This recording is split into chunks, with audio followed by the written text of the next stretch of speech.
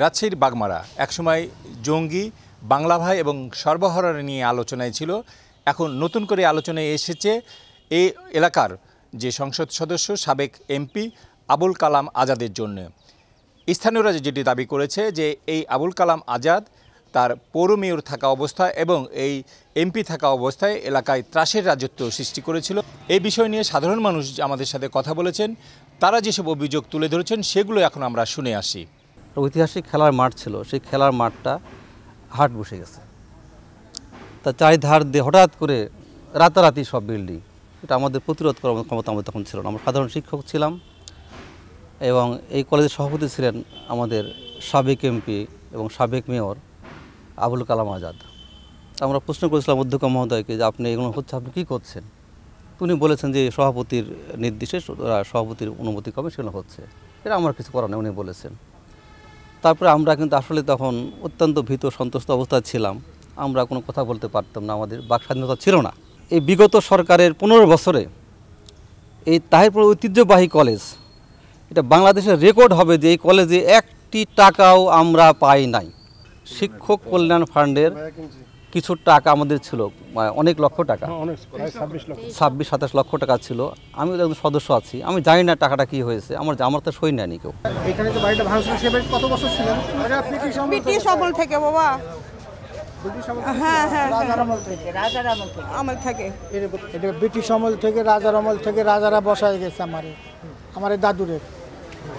এখন এই কালামের আমলে আসে এটা ভাঙিয়ে দিয়ে আমার বাড়িঘর ভাঙিয়ে দিয়ে মার্কেট বানাইছে। কালাম আসার পরে আমাদের এখানে সব ভেঙে ছেড়ে দিয়ে, জোর করে ভেঙে দিয়ে নিয়ে সব কিছু চলে গেছে। সে আমাকে মানে এমন অবস্থা করেছে, মাহাত করে কাপড় দিয়ে আমি বাসা চলে গেছি। আমার 15-16 লক্ষ টাকা বাকি পড়ে আছে গার্মেন্টসে, 2 দোকানের, একটা টাকা আমি পাইনি। তারপর দোকান ভেঙে টেঙে আমাকে উচ্ছেদ করেছে এখানে। এই জায়গায় এখানে আমার জমি ছিল 8 ডিসমিল, এখানে 8 ডিসমিল জায়গা ছিল আমার এই জায়গাটা। 2016 সালের আগ মুহূর্তে যখন এখানে ইট দিয়ে আমরা 3তলা ফাউন্ডেশন দিয়ে যখন ঘর নির্মাণ করি, তৎকালীন মেয়র আবুল কালাম আজাদের সঙ্গে আমি কথা বলেই কিন্তু ঘরটা নির্মাণ করছিলাম। কিন্তু পরবর্তীতে 2016 সালে যখন গোয়ালকান্দি ইউনিয়নে আমি বিএনপির পক্ষ থেকে যখন চেয়ারম্যানে ভোটে দাঁড়াই, ঠিক তখনই পরিকল্পনা করে লোকজন যেন আমার সামনে যাতে ভয়ে না আসে আমার পক্ষে, সেই জন্য একটা ত্রাস সৃষ্টি করার জন্য আমার ঘরটা ভেঙে দেওয়া হয়।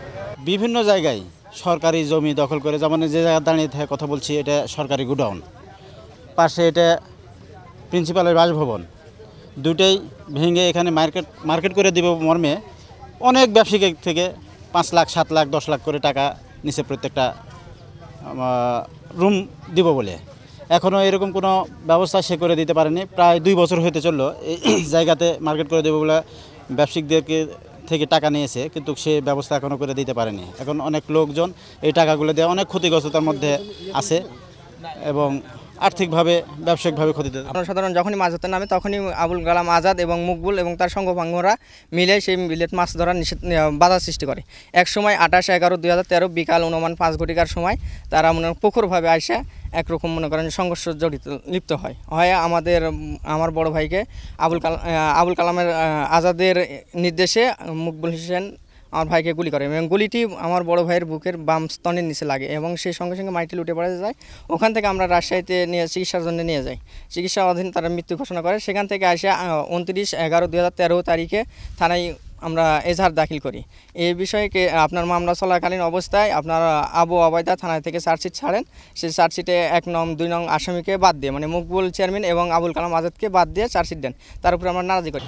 ওনার বিরুদ্ধে সুনির্দিষ্ট শত অভিযোগ আছে, শত অভিযোগ আছে।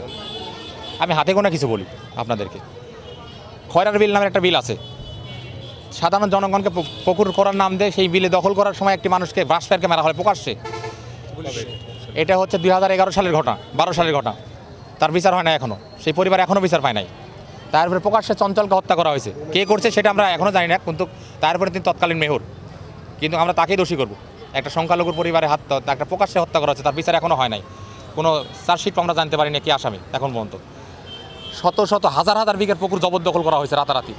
বেকুদে মানুষের পুকুরি, ভিটা জমি, পানির বরজ, যেগুলোতে মানুষের মানে নির্ভর করতে মানুষ, সেই সব জায়গাতে পুকুর করা হয়েছে নিম্নতম টাকা দিয়ে। মানুষ ভয়ে সামান্যতম টাকা দিয়ে রাতে আপনার মনে করেন পিস্তল ধরে স্টিকে নেওয়া হয়ে গেছে, মানে এগ্রিমেন্ট করে নেওয়া হয়েছে।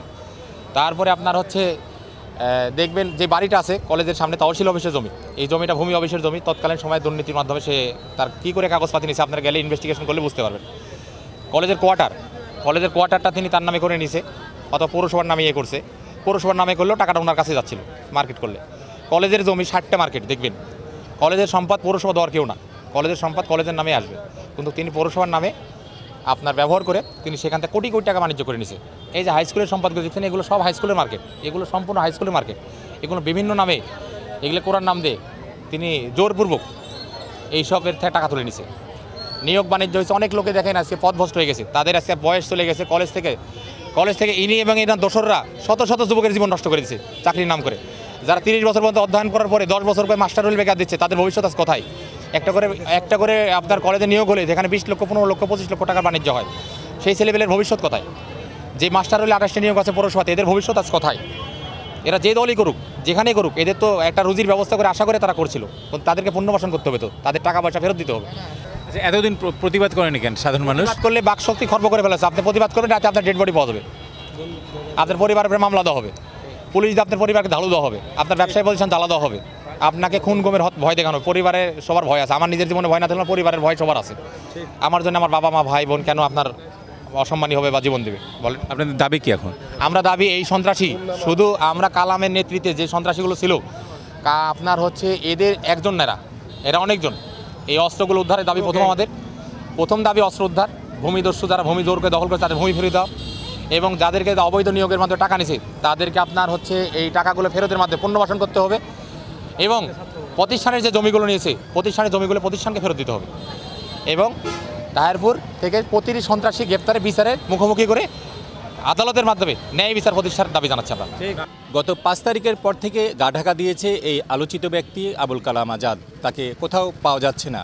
তার শাশুড়ি রোজিনা বেগমকে পাওয়া যায়, তিনি যেটি জানিয়েছেন তার জামাইয়ের বিরুদ্ধে যেসব অভিযোগ উঠেছে সেগুলো অসত্য, মিথ্যা। কি বলছেন তিনি শুনুন। এখন কেউই থাকে না বাবা, এখন একা তো থাকা পারি না। আমি থাকি বাসাতে, আগে থাকছে না, দুটো ছেলে থাকিছিল, তারা মারা হুমকি দিচ্ছে মানুষ, তারা ভয়ে পালাছে বাড়িতে। জনগণের উপকার তো করেছে, অনেক কাজ করেছে। আমার জামাই, আমার স্বামী যেমন কাজ করেছে, জামাই অনেক কাজ করেছে এলাকাত। দেখছি ভালোই কাজ করে জনগণের, ইয়ে করে মার্কেট করছে, ইয়ে করছে, কাজ করছে, জনগণ দিচ্ছে। এখন কেউ কেউ কাজে নিজে মানুষকে দিচ্ছে, আমার দেয়নি এরকম মানুষ এরিয়া চাকরি দিচ্ছে নিজের মধ্যে, আমার দেয়নি এরকম মানুষের রাত। অসুস্থ কত লোক আসে, 500 1000 যাই যা পারে তার সাথে দিচ্ছে, ইয়া করছে। বাচ্চা এসে মারধর করছে, এর মিথ্যা কথা। কাউকে মারাটা আমি দেখিনি, আমি তো ইয়ে হওয়ার থেমে আছি। কাউকে মারাটা আমি বাড়ি দেখিনি বাবা, আমি বাইরে কী করেছে বলতে পারবো না। দর্শক, এতক্ষণ আপনারা যেটি শুনছিলেন তার সম্পর্কে বিভিন্ন অভিযোগ। স্থানীয়রা দাবি করেছে যে এইসব অভিযোগের সুষ্ঠু তদন্ত করে তার বিরুদ্ধে আইনানুগ ব্যবস্থা নেয়ার। পরিতোষ চৌধুরী আদিত্য, বাংলা ভিশন, রাজশাহী।